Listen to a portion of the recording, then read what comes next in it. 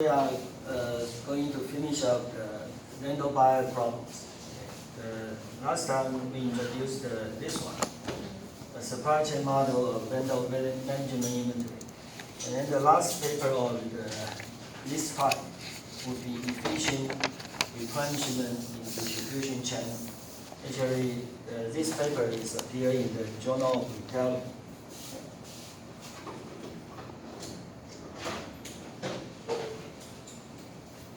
So we will have two problems for each, one problem for each model due next week for your homework. Okay. I checked the materials a little bit. Try to avoid some very complicated ideas. Okay, so Dong and Wu, okay, a supply chain model for VMI. Okay, consider a single supplier, single buyer system with constant demand. Okay. The buyer appears to be the leader, okay, as a leader and follower, okay, in this relationship. In that it specifies order quantities according to its own cost characteristics and determine purchase prices for a certain amount of the products provided by the supplier. And so who will be the follower? Okay. The supplier has no choice but accept the prices. The quantity the supplier is willing to provide is determined by the supplier for given purchase price.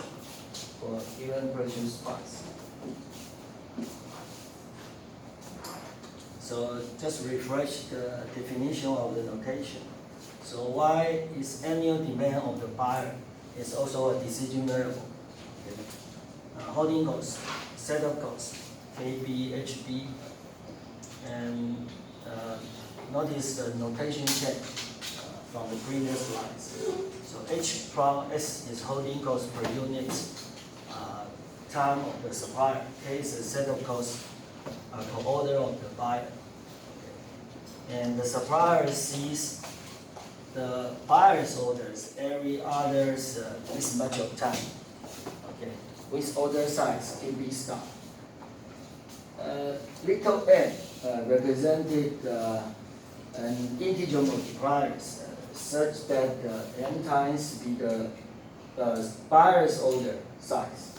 Actually, this paper introduced an idea based on the previous work, how to incorporate this kind of integer multiplier into the model without further more complicated analysis for that.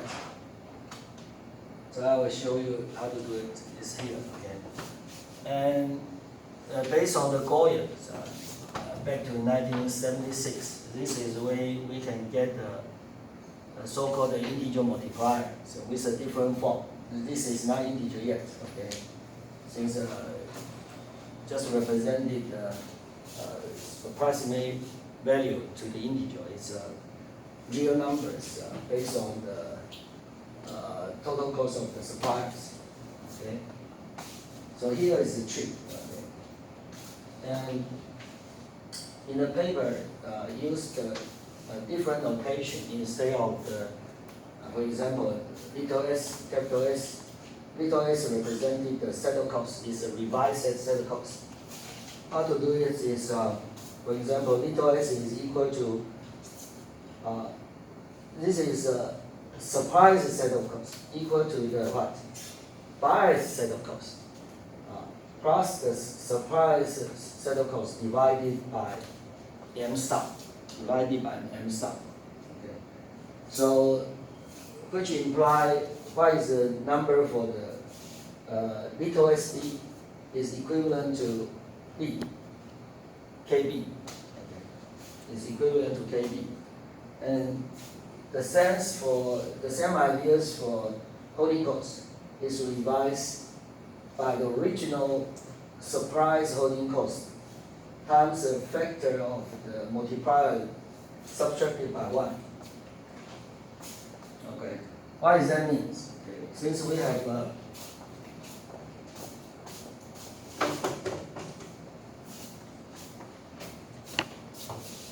here is a supplier, and then we have a buyer facing demand.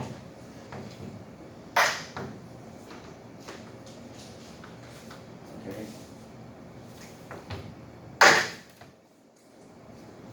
So what is the effective? Originally, the set cost for the supplier is this one.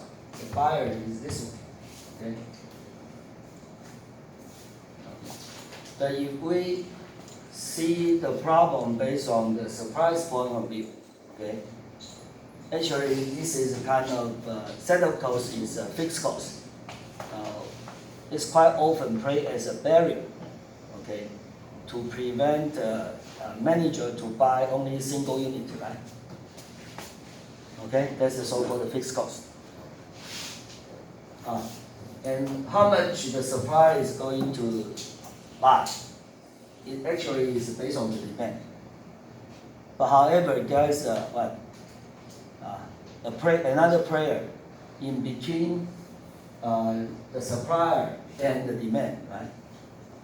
So in a sense, the fixed cost of the supplier need to be counted, okay, as an effective set cost for the supplier. So what would be the number? So this is so-called effective set cost. Is what? The buyers, since this is a barrier, okay, plus the original set cost divided by M star. Okay. In the papers, they mentioned I believe the authors derive this kind of stuff is one is when back to 1995 and Jack Lyer, I believe so. Jack Lyer.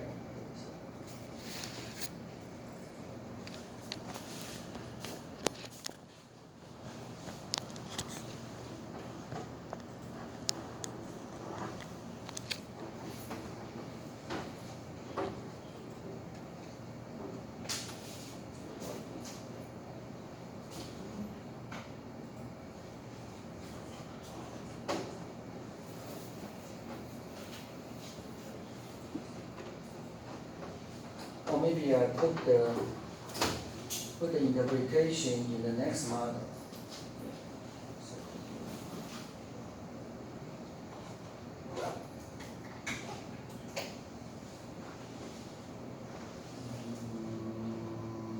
No.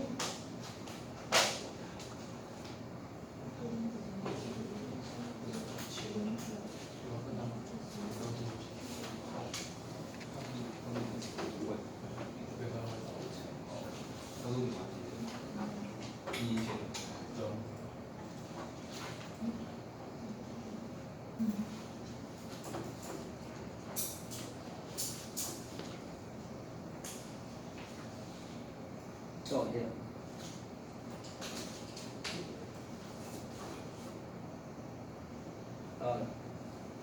Jabaleka and Wen is these two papers. You are interested to see how to derive this relationship. It's based on these two papers. Based on these two papers. Yeah. Based on these two papers.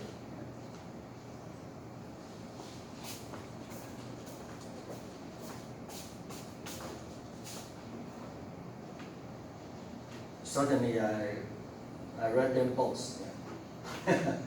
But not for my students' sake, since this kind of problem for me, is too easy. I was working on some other more complicated problems.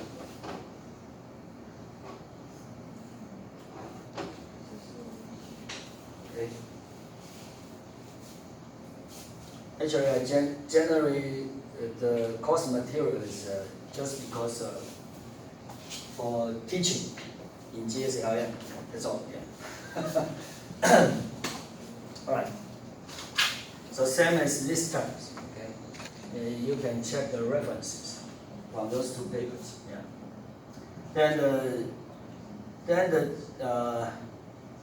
Then the process would be simplified a lot. It's all because of that. Otherwise, you can see that in Goyle's 1976, right? We need to find out the so-called the optimal integer multiplier by the comparisons, right? Okay, then we cannot use the so-called simple calculus through the first and second derivative, okay, to identify the optimal number, okay, right? So these two papers provide a shortcut for the process. Another thing is we introduced the so-called inverse demand function, reverse demand function to represent it, the relationship to the demand and the what? Retail price. Demand and retail price. And also we mentioned one is the other production and distribution cost of the supplier. And also we defined W as a whole contract purchase price. Somehow we will call it so-called wholesaler price. That's why we use the W, okay, represented the notation. Okay. So we have in this model we have two types. One is the so-called VMI consignment, and one is before the VMI consignment. Okay, because of the contribution from those two papers, then we may write the profit of the buyers in this format. Instead of KB and HB, okay, now we use little SB and little HB. Okay, then we may be able to what? Take the first derivative and second derivative of it. Otherwise, if we based on the process from Goyer 1976, we cannot do this because of the barrier created by the integer multiplier. Okay, then we take the first derivative and second derivative related to the demand or the order. Okay, so then because of who is the leader? The buyer is the leader. Okay. So buyer will determine the wholesaler price. Okay, and after buyer determine the wholesaler price, the supplier need to determine the what? Quantity. Okay, then which implies what? Buyer will know the suppliers, the followers' action. Okay, that's why we need to what? Optimize the what? Supplier's total cost based on the demand or optimal order quantity. Okay, and then we find out based on the supplier, because of the buyer released the what? Buyer first release, release the what? Wholesaler price to the supplier. Okay, then given a wholesaler price, okay, the supplier need to optimize its own profit, right? Okay, great. So this is given. Okay, this is given. Okay, so since W is given, so what is the decision variable left in the model? Y demand, right? Since W is given. Okay, so we take the Y. First derivative and second derivative over the decision variable, which is what? Demand. Okay, or the order quantity. Okay, then we may find out the relationship based on the first order condition, since as long as the supplier's profit is maximum, so the first order condition is equal to 0, right? Okay, then we will have the relationship between what? Wholesaler price and the order quantity. Okay, then we will have the expression of the wholesaler price expresses by what? Order quantity. Okay. Then we plug in the W back to the buyer. Okay? W insert into the buyer. Okay? Since at the very first step, there are two variables for both buyers and supplier. Decision variable. One is the order quantity, the other one is the wholesaler price, right? Okay? Then we plug in the relationship between the wholesale price and the order quantity, given the supplier's profits is maximum. Okay? Then we may reduce the decision variables from 2 to 1 for the buyer. Okay? Then we will be able to process the same first derivative and second derivative over the buyer's function, given the relationship of the wholesaler and the quantity relationship.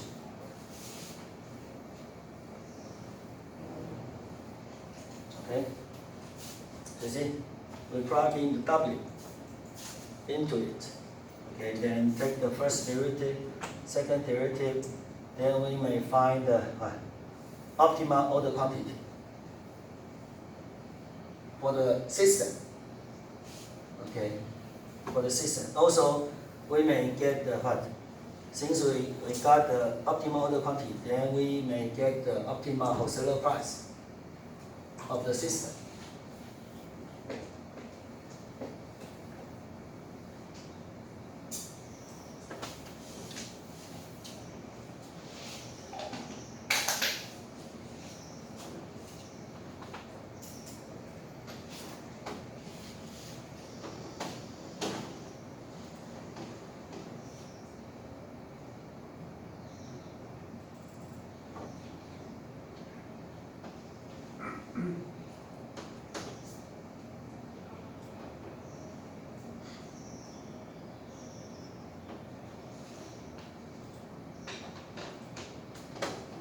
So here is an example of the papers.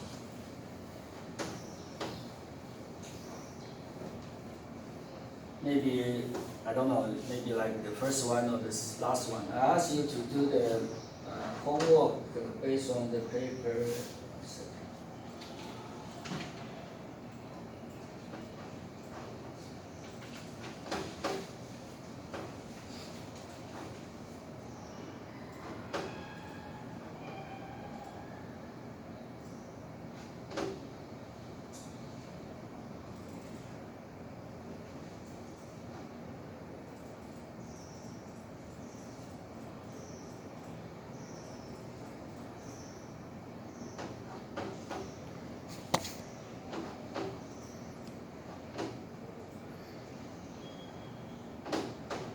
For your homework, I ask you to do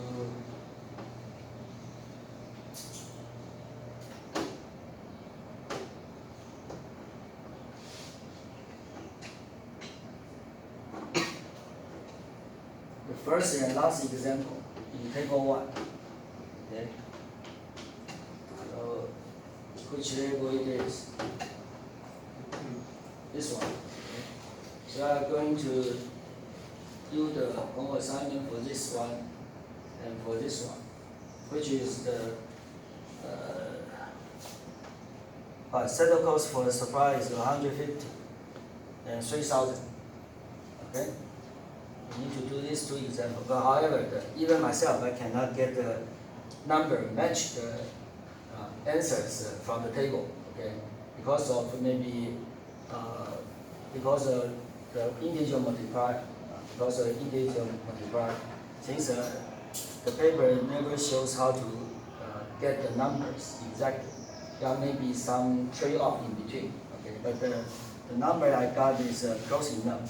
So which I forgot which one.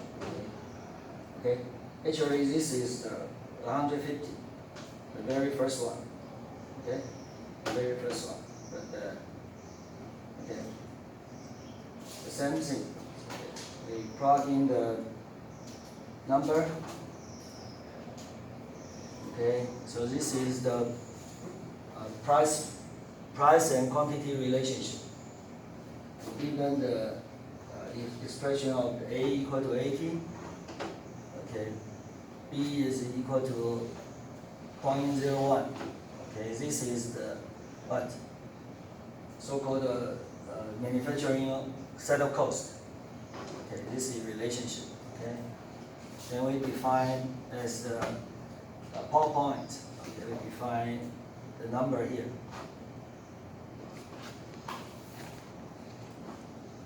Okay.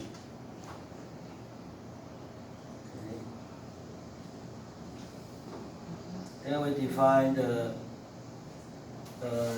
these two profit function based on the same notation in the paper. Okay.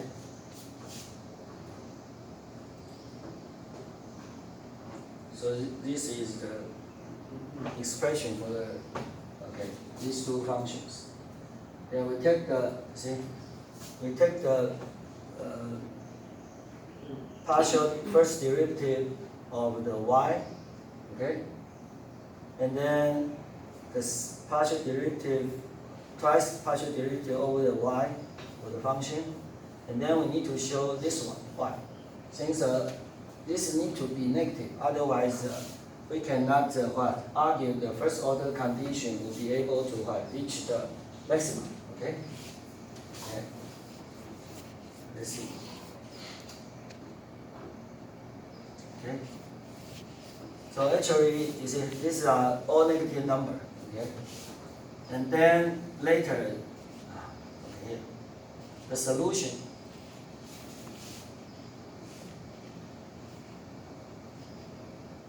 Is we can get the, but then later we need to check out whether the optima is in this range. So this is not a global optima because of the we are using the inventory model and mixed with the marketing instrument. It's a price, the relationship between the price and the quantity. Okay, actually it's very hard to blend these two kind of mechanism into one to get the optimal numbers. So only given a certain range, okay, we can get the optimum from it. Okay, this is normal. Okay, for most of the research, if we are facing one is inventory problem and another one is pricing model, okay, and we will have some problem, okay, for that. But as long as the optimal y star is in the range, second derivative is negative, is positive, is negative, we are fine because of the profit maximization. So you see, maybe there are some positive numbers between 1 to say 10 or 20. You may check it out. Okay, but the rest of it will be fine. Okay. Then somehow there will be a trick. For example, the optima is within what? 10, for example. So how should we do it? Well, we may define the what? What is the number? Meaning of the number. Now the meaning of number normally is 1 unit, right? Okay. Then we may what? Reduce the what? The magnitude of the 1 unit, then become the half unit, and so on. Increase the what? The optimal solution to the what? Optimal possible range for that. So then we will get the wholesaler price relationship. So this is the expression for that wholesaler price. Then we plug in the wholesaler price. So wholesaler price is this formula. Okay, we plug in the wholesaler price into the what? This function. Okay, because of the computer is 1-to-1, unlike the human brain. Okay, see the. Let's go back to.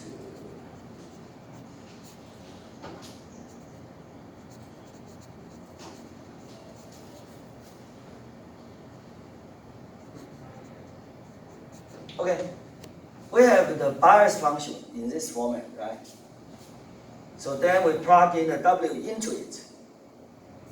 For computer software, it cannot tell the differences. Okay, then that will become what? Two expressions for one function, right? Okay, then we need to create another function to represent it the what? The profit function of the buyer after we insert the price and quantity relationship into it. Okay, otherwise we have one function, two meaning, right? Okay? Okay? The human brain can tell this one, tell the differences. We just plug in this one into it. And then next slide is saying, well, profit function of buyer is equal to this guy, okay? That never be true for the computer. Okay, that never be true for computer. Computer cannot do that, okay? Yeah. So we need to create another function to represent it, the change from here to here. Okay. Okay. That's why we have I define it. Okay. Profit function of the buyer given wholesaler price relationship with the quantity. Okay, and this is the formula. And then again, take the first and second derivative over the quantity. Okay, then we can solve it. We get the number. Y star is 1200, around 1200. Because of 1200 here, okay, so this is the what? The range for the second derivative, the value of second derivative is negative, right? So that ensures at least, okay, Y star here is what? Local maximum, at least, okay? But if we can rule out, okay, we need to, if we are writing a paper, try to publish it somewhere, okay, certainly we need to identify, we cannot get the better, okay, results from this range, okay? And at least from the diagrams, based on this range, okay, Y equal to 1200 is true optimum. It's true optimum, okay? That's not too hard to do that, yeah, in the literature. Yeah. Okay? Then based on this number, we can get wholesaler price, optimal wholesaler price. Then this one is optimal. But for the quantity, this is optimal wholesaler price, right? Then we can see what is the profit of the channel, the profit of the supplier, optimal profit, and optimal profit of the buyer. Here are the numbers. Okay. Okay. So this is the first model of the paper. And the second model is so-called what? VMI consignment.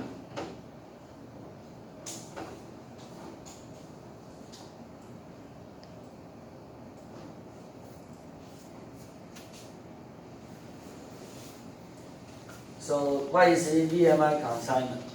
The buyer is no longer managing his inventory system. Okay. What is VMI vendor? Originally, buyer is the one maintain her own inventory. Now, the buyer will relieve the control to the supplier. Okay, let the supplier control the buyer's inventory. Okay. Then the profit function of the two parties. Okay. This is the buyers. Since buyers, based on the definition, buyers then is not going to control her own inventory, then she is not going to pay anything for the inventory management, okay? Which implies that we move the inventory relevant cost from the buyer to the supplier, since the supplier need to pay for it, okay? So this is the supplier's profit function, okay? How to get this number? Actually, it's very easy. You know what? Since we had a revision of the notation, I mean even the meaning of it. So for the whole system, what is the setup cost for the whole system? The sum of these two, right? So what is the holding cost per unit time for the whole system? These two, right? So this is what? Nothing but like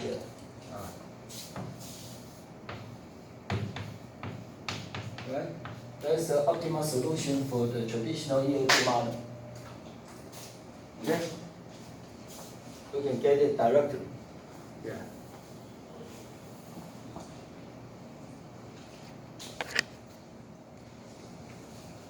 But this is not KS and KP, okay? This is little S and little SB, okay? Okay? Then we can do that.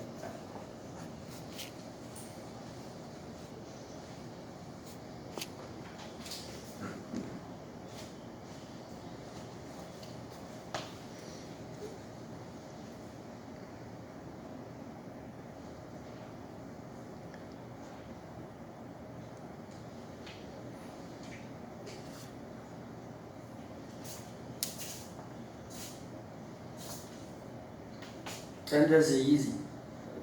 Again, take the first and second derivative of the what? Who is going to decide the inventory policy? Supplier, right?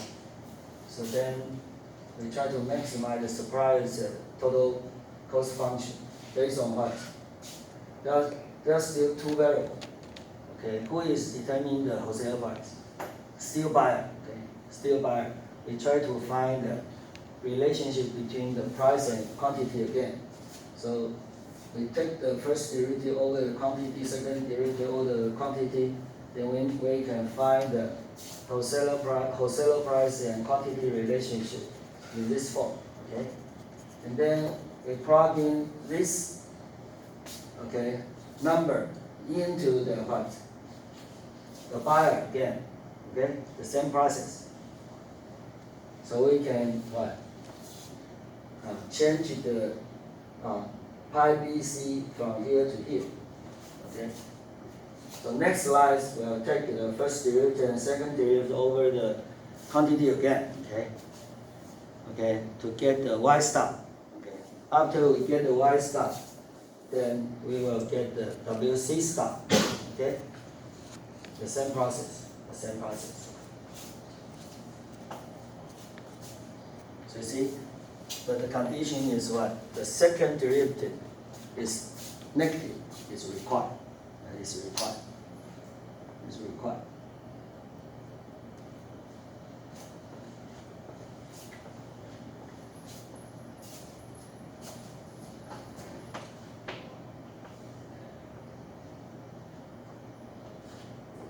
See?